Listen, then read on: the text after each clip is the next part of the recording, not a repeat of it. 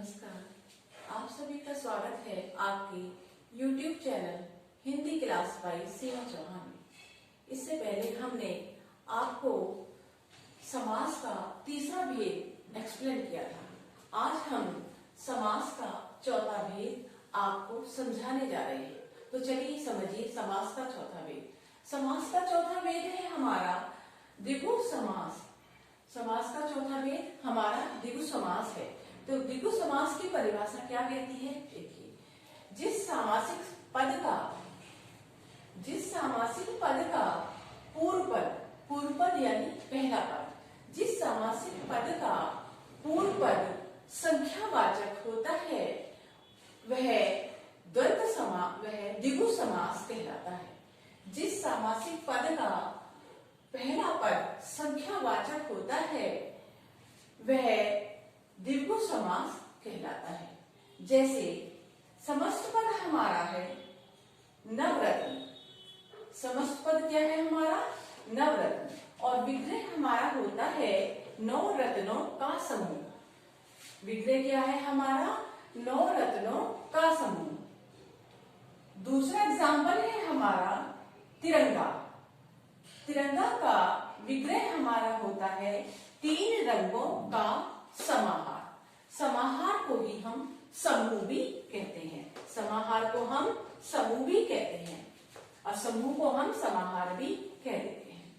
तो इसमें जैसा कि हमारी डेफिनेशन कह रही है कि जिस सामासिक पद का पूर्व पद क्या है हमारा? तीन रंगों का समूह। तो तीन रंगों का समूह में पहला पद हमारा तीन है और तीन हमारा क्या है? संख्यावाची। पहला पद हमारा क्या है? तीन। और तीन क्या है हमारा? संख्यावाची। तो डेफिनेशन कह रही है कि जिस सामासिक पद का पूर्व पद संख्यावाची होता है वहां पर द्विगु समास होता है।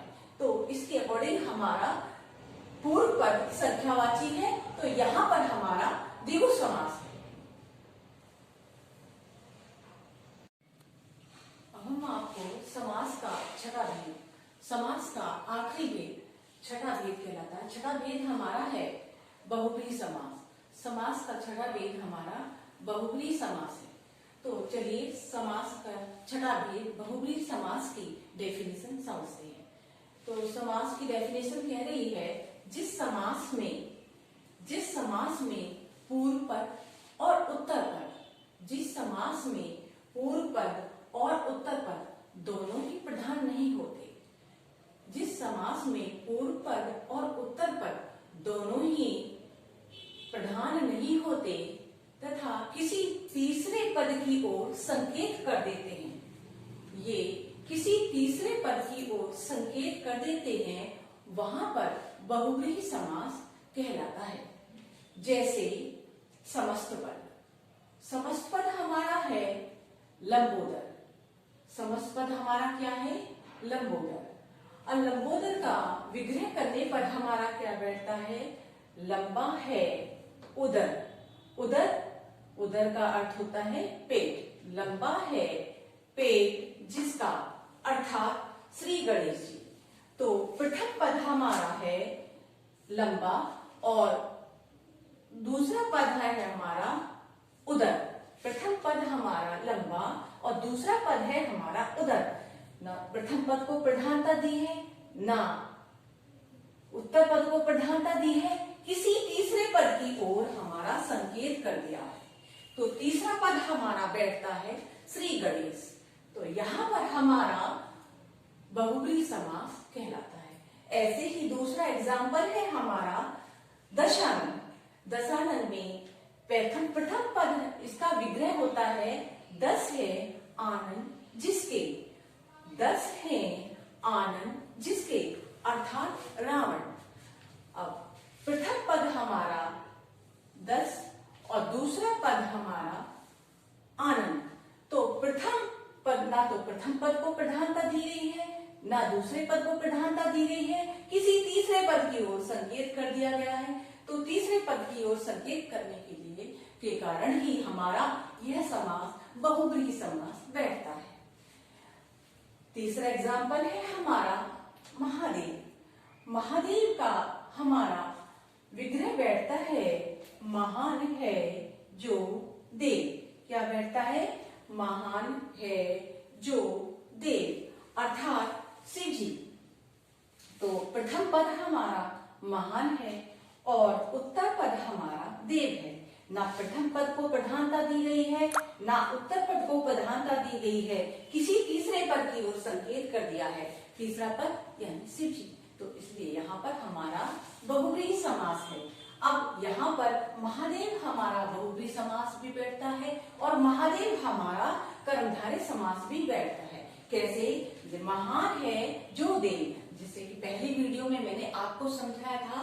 महादेव में महान हमारा गुण है और देव हमारे महान हमारा विशेषण है और ये देव हमारे विशेष्य है। तो विशेषण और विशेष्य होने के कारण यहाँ पर हमारा कर्मधारय समास भी बैठता है। ऐसे ही दूसरा नेक्स्ट एग्जाम्पल है हमारा पीतांबर। पीतांबर का हमारा विग्रह बैठता है, पीला अंबर धारण करता है जो। पीला अंबर, अंबर का अर्थ होता है हमारा वस्त्र। पीले वस्त्र धारण करता है जो, अर्थात कौन? भगवान विष्णु, भगवान कृष्ण। भगवान कृष्ण हमारे पीले वस्त्र धारण करते हैं। तो ना तो प्रथम पद को प्रधानता दी गई है, ना उत्तर पद को प्रधानता दी गई है, किसी तीसरे पद की ओर यहाँ पर संकेत किया गया है। तो इसलिए तीसरा पद हमारा बैठता है श्री कृष्ण। तो तीसरे पद के संकेत देने के कारण हमारा यह समास बहुव्रीहि समास में जाता है और बहुव्रीहि समास के साथ साथ यह हमारा पीतांबर कर्मधारय समास में भी बैठता है। कैसे? देखिए, ध्यान से सुनिए। पीला क्या है? हमारा विशेषण। पीला क्या है? विशेषण। और अंबर क्या है? विशेष्य। अब यहाँ पर ये विशेषण और विशेष्य भी जा रहा है। विशेषण और विशेष्य जाने के कारण ये हमारा कर्मधारय समास भी बैठता है। तो ये हमारा कर्मधारय समास में भी आएगा और बहुव्रीहि समास में भी आएगा। आशा करती हूँ आपको मेरी वीडियो पसंद आई होगी और आप सब्सक्राइब और लाइक जरूर। अब हम आपको समास का पांचवा भेद एक्सप्लेन करने जा रहे हैं। तो चलिए समास का पांचवा भेद समझिए। समास का पांचवा भेद है हमारा द्वंद्व समास। तो द्वंद्व समास की परिभाषा क्या करेगी? चलिए देखिए, जिस समास में दोनों पद प्रधान होते हैं, जिस समास में दोनों पद प्रधान होते हैं वहां पर द्वंद्व समास होता है। जिस समास में दोनों पद प्रधान होते हैं वहां पर द्वंद्व समास होता है।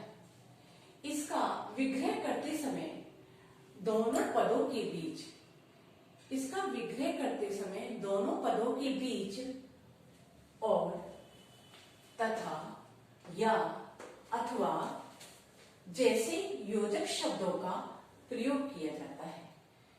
और, तथा, या, अथवा जैसे योजक शब्दों का प्रयोग होता है वह हमारा द्वंद्व समास कहलाता है।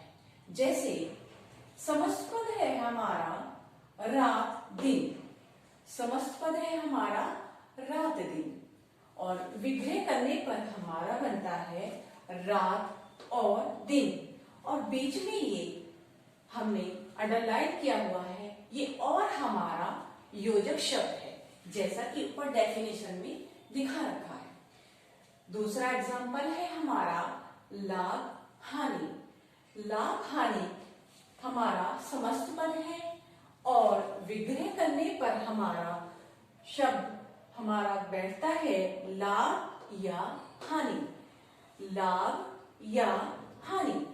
अब इसमें हमारा योजक शब्द है या, जैसा कि हमारी डेफिनेशन कह रही है, जिस समास में दोनों पद प्रधान हो वहां पर द्वंद्व समास होता है और इसका विग्रह करते समय दोनों पदों के बीच, और पहले हम एग्जाम्पल में योजक शब्द हमारा और आया है और दूसरे एग्जाम्पल में हमारा योजक शब्द हमारा या आया है।